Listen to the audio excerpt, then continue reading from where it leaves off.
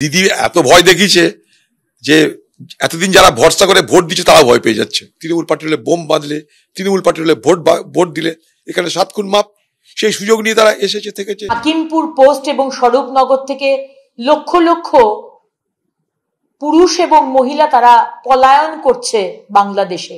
এরা কোথা থেকে এলো মুখ্যমন্ত্রী? আপনি জানতেন না? 15 বছর ধরে আপনার সরকার চলছে। যারা এসছে সীমানা পেরিয়ে, সীমানা পাহারা দেয় কেন্দ্র সরকার, বিএসএফ, আর মিথ্যে সার্টিফিকেট জোগাড় করে দিয়েছে, তারা হচ্ছে রাজ্যের শাসক, দুর্নীতি আছে বলে।